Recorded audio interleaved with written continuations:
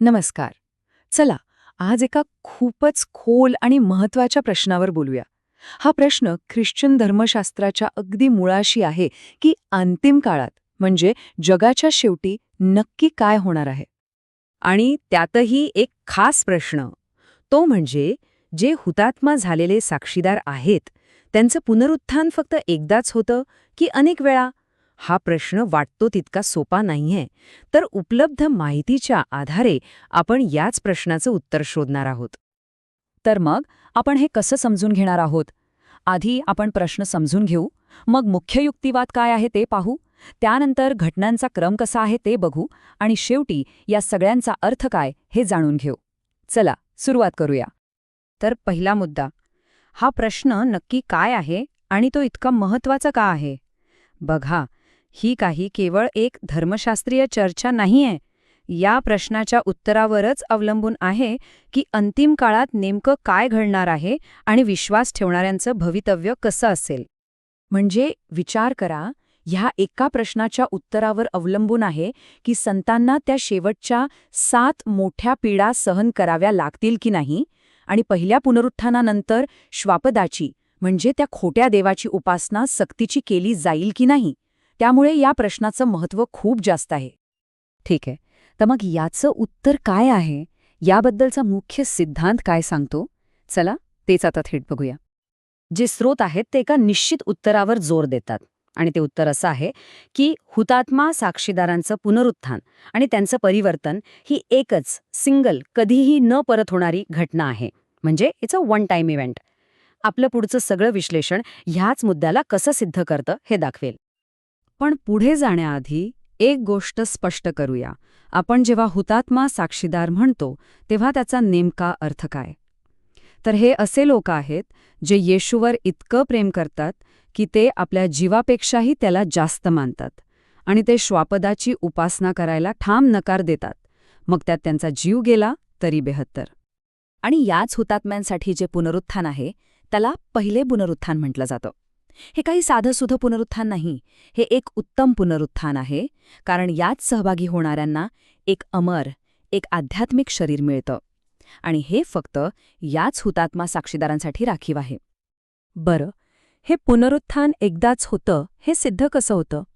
याचा सर्वात मोठा पुरावा आहे तो म्हणजे अंतिम काळातील घटनांचा क्रम. हा क्रमच या संपूर्ण युक्तिवादाचा कणा आहे. आता हा क्रम नीट बघा. सगळ्यात आधी काय होतं? संकष्ट काळाचा पहिला अर्धा भाग. यात श्वापद 42 महिने राज्य करतो आणि संतांना हुतात्म करतो. मग दुसरी पायरी येते, जेव्हा हुतात्म्यांची एक ठरलेली संख्या पूर्ण होते.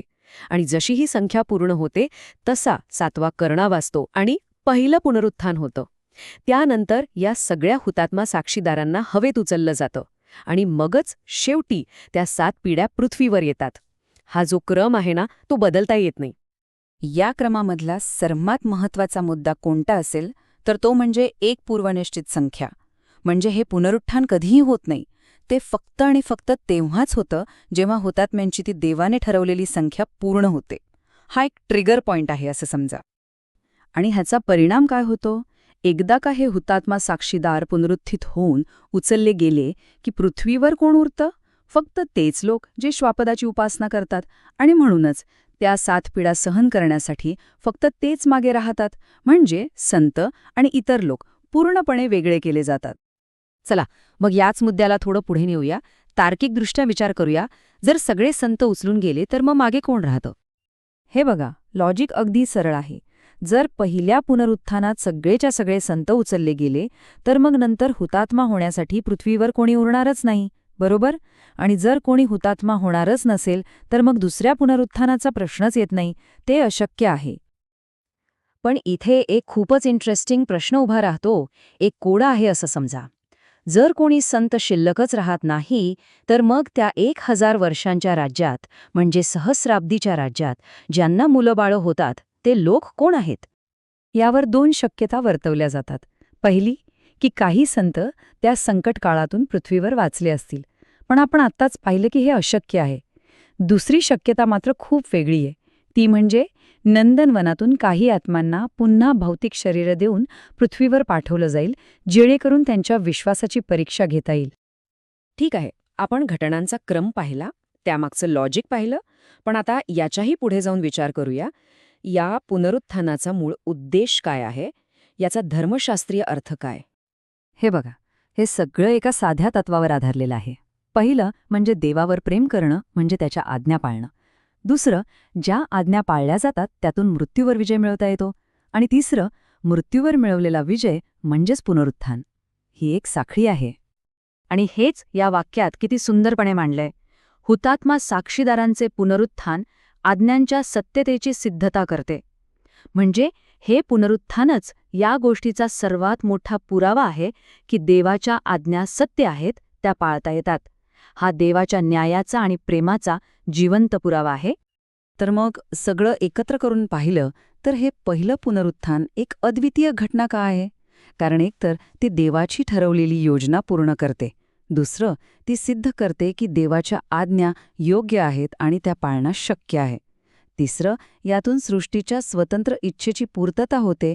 आणि सगळ्यात महत्त्वाचं, हे सगळ्या शंका दूर करतं, ज्यामुळे अंतिम न्याय म्हणजे त्या 7 पिढ्या सुरू होऊ शकतात. म्हणूनच दुसरी अशी घटना घडणं हे धर्मशास्त्रीयदृष्ट्या गरजेचं नाही. सोप्या भाषेत सांगायचं तर हे पहिलं पुनरुत्थान सृष्टीसाठी असलेली देवाची योजना पूर्ण करतं. त्यामुळे त्यानंतर हुतात्म्यांचं दुसरं कोणतंही पुनरुत्थान अनावश्यक ठरतं. It completes the plan. तर आपण या निष्कर्षापर्यंत पोचलो की हुतात्म्यांचं पुनरुत्थान ही एकच सर्वोच्च घटना आहे. पण यामुळे खूप मोठं रहस्य मागे उरतं. ते म्हणजे, जर असं आहे तर मग त्या 1000 वर्षांच्या राज्यात राहणारे ते नश्वर लोक कोण आहेत, ज्यांची शेवटची परीक्षा सैतानाकडून घेतली जाणार आहे? हा प्रश्न विचार करण्यासारखा आहे, नाही का?